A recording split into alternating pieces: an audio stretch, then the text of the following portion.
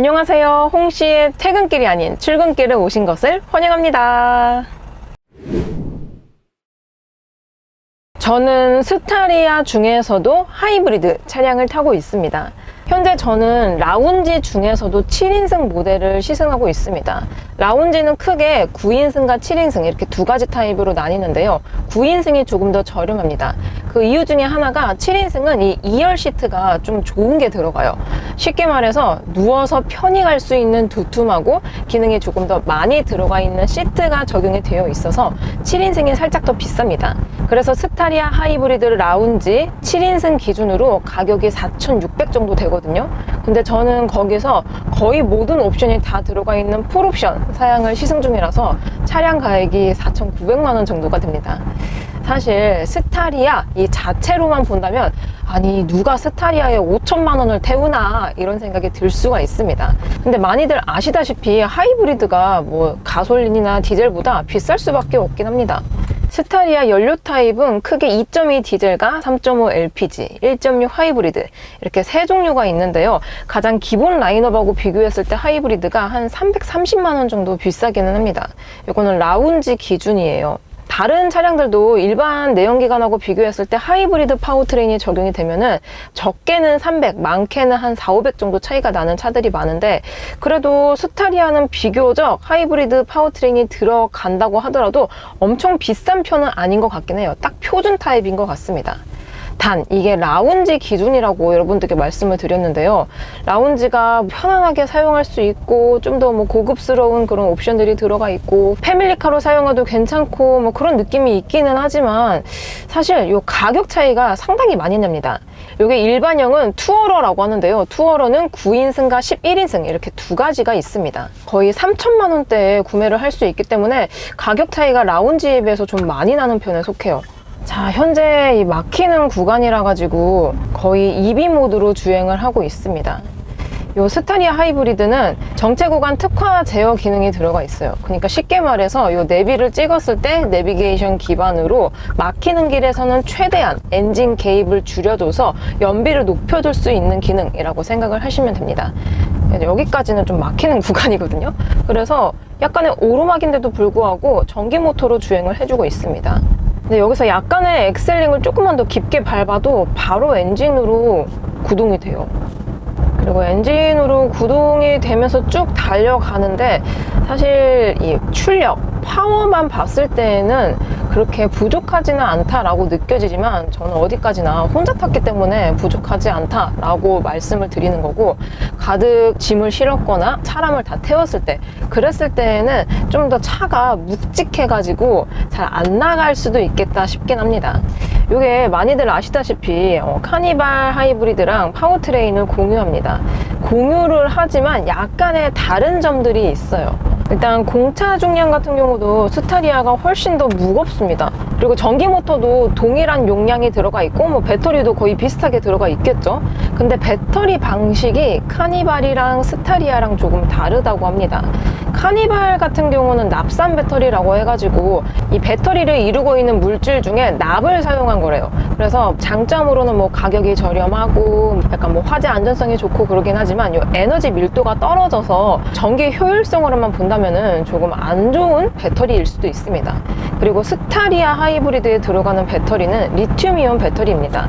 리튬이온은 뭐 많이들 아시다시피 요즘 뭐 핸드폰이라든지 뭐 전기차 등등 2차 전지에 가장 많이 활용되는 배터리입니다. 그래서 리튬이온은 화재 안전성이 조금 떨어진다고 해요. 대신 에너지 밀도가 높고 또 수명도 길기 때문에 어떻게 보면 이게 각각 장단점이 되게 뚜렷해가지고 뭐가 나쁘다, 뭐가 좋다라고 말하기는 좀 어려울 것 같지만 아무튼 간에 효율성으로만 따져본다면 아무래도 이 에너지 밀도가 높은 게 좀 더 좋을 거 아니에요. 이 차를 활용하는 데 있어서.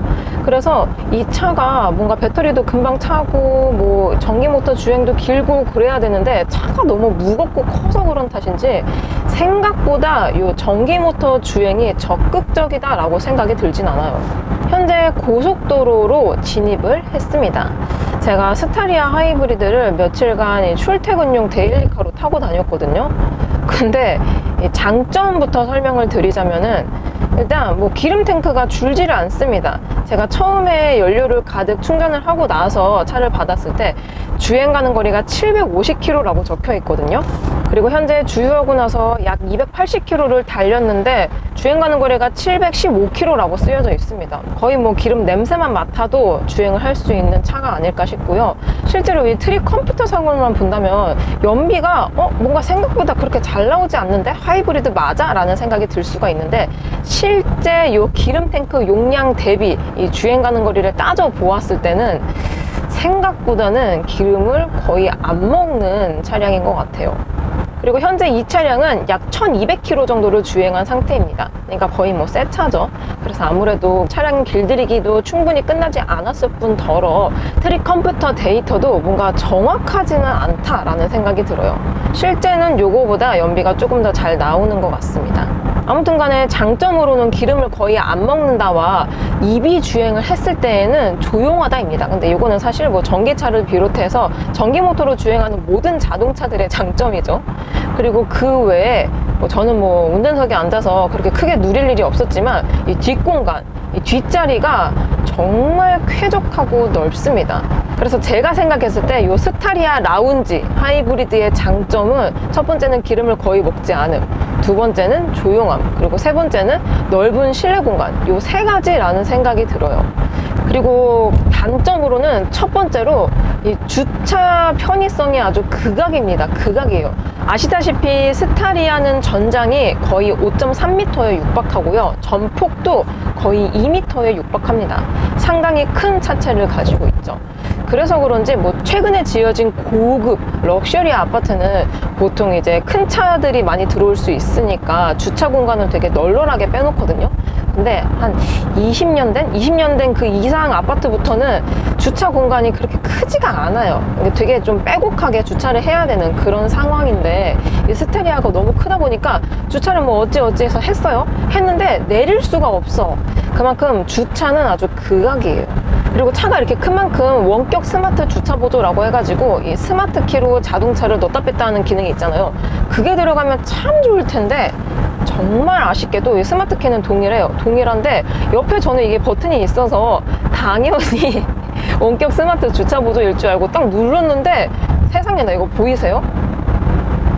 자동차를 넣었다 뺐다 해야 되는 그 버튼에 이 뒤에 문 있잖아요. 슬라이딩 도어. 그거 여는 버튼이에요. 이거를 왜 굳이 넣어놨는지 모르겠고, 또 원격 스마트 주차 보조는 좁은 공간에서 이 주차 편의성을 극대화시키기 위한 옵션인데 왜 이 큰 차에 안 넣어줬는지 의문입니다. 아무튼 간에 얘기가 길어졌는데 주차 편의성은 정말 극악이라는 생각이 들고요. 두 번째로는 제가 장점에서 조용하다고 했잖아요. 근데 그거는 저속에서 막히는 길에서의 한정입니다. 지금 고속도로를 현재 한 시속 85km, 90km 정도로 주행 중인데 진짜 이게 시끄러워요. 고속으로 가면 갈수록 시끄러워져요. 점점 크게 크레센도처럼 엑셀을 밟을수록 시끄러워집니다. 이거는 뭐 다른 차들도 마찬가지긴 한데 스타리아가 전고가 높고 차체가 박스카 형식으로 디자인이 되어 있어서 그런지 모르겠지만 워낙 다른 차들에 비해서 좀 시끄럽지 않나 그런 생각이 듭니다. 그리고 마지막으로 세 번째는 실내가 너무 좀 퀄리티가 떨어져요. 그러니까 쉽게 말해서 지금 제가 타고 있는 차가 뭐 약간 반올림 해가지고 5천만 원이란 말이죠. 근데 5천만 원짜리 차에 이렇게 플라스틱이 많은 차도 있었던가 싶습니다. 뭐 어쩔 수 없기는 하죠. 뭐 차체가 크고 차가 커지면 커질수록 뭐 철판이라든지 작은 세그먼트에 비해서 뭐라도 더 많이 들어갈 거 아닙니까? 뭐 철판이라든지 뭐 하다못해 플로어 매트 이런 거라도. 그래서 어쩔 수 없이 큰 차가 비쌀 수밖에 없기는 하지만 그래도 내가 이 5천만 원을 사용을 하는데 플라스틱이 이렇게 많은 게 와. 그리고 플라스틱을 사용을 하더라도 약간의 고급감을 줄 수 있는 소재 아니면은 컬러 아니면은 패턴 이런 것들이 약간 변화를 시켜가지고 그냥 눈에 보았을 때 괜찮아 보이네 라고 만들 수도 있지 않았을까 싶은데요. 그런 것들이 전혀 없습니다. 근데 요거는 이제 1열 한정이고요. 2열에 타면은 또 편안하긴 해요.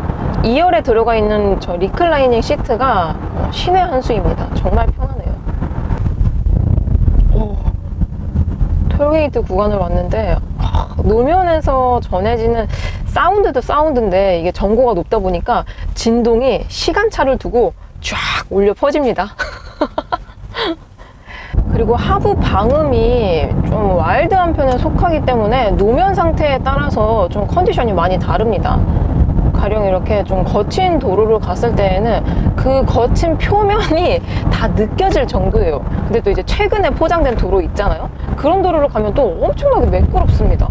그래서 제가 이 스타리아 하이브리드를 며칠간 데일리카로 타고 다니면서 이 스타리아 하이브리드는 도대체 어떤 분들께 가장 좋을까 고민을 많이 했는데요. 일단 저는 지금 최고 트림의 뭐 라운지에 뭐 풀옵션을 타서 좋다라고 느낄 수 있지만 저는 개인적으로 스타리아는 가성비로 타는 게 좀 더 맞다고 생각이 듭니다. 왜냐하면 풀옵션을 다 때려 박았는데도 이제 경쟁차라고 할 수 있는 카니발과 비교했을 때 좀 부족한 것들이 많아요. 뭐 실내 감성부터 시작해서 승차감이라든지 뭐 기타 등등 카니발이 좀 더 좋습니다. 좀 더 좋아요. 그러니까 패밀리카라든지 좀 더 럭셔리하고 고급스럽게 옵션을 빠방하게 넣어서 타실 거면은 차라리 카니발이 좀 더 좋고요. 나는 좀 가성비로 실내 공간이 넓은 차를 원한다 하시는 분들은 스타리아가 가장 좋을 것 같아요. 저는 그래서 라운지도 좋긴 하지만 투어러나 아니면은 이제 짐 많이 실으시는 분들이 있잖아요. 그런 분들에게 카고가 가장 좋을 것 같습니다. 보통 이제 벤, 카고는 3인승이랑 5인승이 있는데요. 이 뒷자리가 시트가 없고 그냥 짐칸입니다. 짐칸이에요, 벤. 그냥 일반 트럭에 싣기 좀 애매한 물건들 있잖아요. 예를 들어서 뭐 방송 장비라든지 아니면은 디지털 뭐 기기 그런 것들은 충격에 약하기 때문에 그래도 포터보다는 요 스타리아로 운반하는 게 조금 더 나을 거 아니에요? 그래서 이렇게 고급 장비라든지 그런 짐을 많이 싣고 다니시는 분들에게 카고를 추천합니다.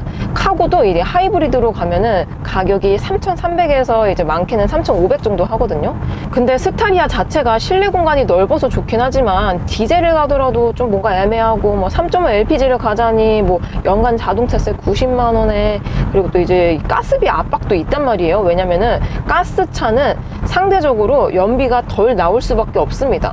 그만큼 가스를 자주 충전해야 되는데 아니 언제 또 그걸 또 충전하고 다니겠어요. 그리고 짐을 싣고 다니는 차량 중에서 하이브리드 차가 제가 알기론 거의 없습니다. 짐을 싣고 다니는 차량 중에서 하이브리드 파워트레인이 있는 차가 그렇게 많지가 않죠. 그래서 가고서고 막히는 길, 특히 이제 시내 위주로 주행을 하시는데 뭔가 짐을 많이 싣고 다니신다 하시는 분들에게 스타리아 카고 하이브리드 추천드립니다. 그리고 그 외에 패밀리카라든지 아니면 다인승 용도로 사용하실 분들은 투어로도 괜찮을 것 같아요. 투어로도 가격이 한 3,500 정도 하거든요. 이게 소나타 2.0 인스퍼레이션 가격 정도인데 투어로도 괜찮을 것 같아요. 다만 투어로는 9인승과 11인승이 있는데요. 11인승은 1종 보통 면허가 있어야지 운전을 하실 수가 있습니다. 많이들 아시겠지만 10인승 이상 차량을 운행할 경우에는 2종 보통은 안 되고 1종 보통 면허가 있어야지 운전을 할 수가 있죠. 그리고 예전에는 카니발도 원래 11인승이 있었거든요. 근데 이제 최근에 페이스 리프트가 되면서 사라졌기 때문에 현재로서 막 솔라티라든지 미니버스 이상으로 가지 않는 이상 일반적인 승용으로 봤을 때 11인승 차량은 스타리아가 유일합니다. 그래서 저는 뭔가 이제 다인승 차량으로 뭐 학원차 뭐 그런 것들을 사용했을 때 스타리아 투어로도 괜찮을 것 같아요. 제가 그리고 스타리아를 탈 때마다 느끼지만 와, 제 시야각이 정말 높습니다. 제가 최근에 탄 게 KG 모빌리티의 렉스턴 서밋 차량이었거든요. 그 차량도 최저 지성고 뿐만 아니라 그냥 전고 자체가 엄청나게 높은 차였습니다. 그래서 그 차를 타고 다녀도 뭐 웬만한 차 지붕이 다 보이고 그랬는데 스타리아도 엄청 높아요. 그냥 웬만한 차들 지붕이 다 보입니다. 다 보여요. 그리고 저는 좀 막히는 길 위주로 많이 가거든요. 출퇴근을 할 때. 그럴 때 어떤 차가 자꾸 민기적거리는지 차선을 물고 다니는지 그런 것들을 다 이제 앞에서 관찰을 할 수 있기 때문에 좋더라고요. 시야각이 높으니까. 요러다가 또 일반적인 세단 타면은 상대적으로 전고가 낮아서 그런지 좀 불편하더라고요. 로터리에 온 김에 요 조향도 다시 한번 확인해 볼게요. 여기가 지금 차량 통행이 거의 없는 도로라서 이렇게 로터리를 계속 돌아 나갈 건데요. 와, 이게 무게중심이 좀 애매합니다. 이게 전고가 너무 높아서 그런지 무게중심이 조금 더 아래쪽에 깔렸더라면 안정감이라든지 약간 접지력이 좀 더 좋지 않았을까 싶은데, 스타리아는 키가 너무 커요. 너무 장신 차량입니다. 그래서 이렇게 계속 선회를 했을 경우에는 이 무게중심이 약간 기울어지면서 안정감이 약간 떨어진다라는 생각이 들어요. 어지럽네요. 로터리 좀 돌았다고. 또 이렇게 저속으로 골목 주행을 하니까 전기모터로 주행을 해줘서 또 조용하고 편안합니다. 그리고 뭐 하이브리드 특화 기능들이 들어가 있어서 전기모터로 이런 충격들을 제어를 해줘요. 차량의 흔들림이라든지. 이런 것들도 이 차를 실제로 운용했을 때 편안하고 뭔가 만족스러운 포인트가 될 수 있을 거란 생각이 듭니다. 그래서 원래 스타리아의 전신이 스타렉스잖아요. 근데 스타리아로 풀체인지가 되면서 디자인부터 여러 가지들이 업그레이드가 되고 실제로도 좋아졌습니다. 근데 뭔가 이제 아직도 이 스타리아 전신인 스타렉스, 봉고차, 승합차, 화물차 이 이미지가 너무 강해서인지 뭔가 스타리아의 뭐 캠퍼라든지 뭐 리무진 뭐 다양한 그런 라인업들이 들어오더라도 고급감을 느끼기가 조금 어렵다라는 생각이 들어요. 그리고 실제로도 고급감을 느낄 수 있는 라운지 모델을 탔는데도 불구하고 카니발과 비교했을 때 뭔가 이 고급성 측면에서 스타리아가 앞서간다는 포인트가 거의 없거든요. 그래서 제가 생각했을 때 이 스타리아를 진짜 고급스러운 차량으로 만들려면은 이 실내부터 좀 많이 바꿔야 되지 않을까 싶습니다.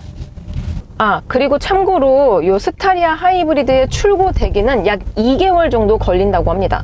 반면에 카니발 하이브리드는 뭐 트림마다 다르고 옵션마다 다른데 최소 6개월에서 최대 12개월이 걸린다고 해요. 아직까지도 이렇게 출고 대기가 길다니 좀 놀랍습니다. 아무튼 빨리빨리 이 신차를 원하시는 분은 스타리아가 좀 더 이득이겠죠? 여러분들은 퇴근 중이신가요? 오늘 하루도 정말 수고 많으셨고요. 좋은 밤 되세요. 그럼 저는 다음 리뷰 때 뵙도록 하겠습니다. 그럼 안녕. 안녕.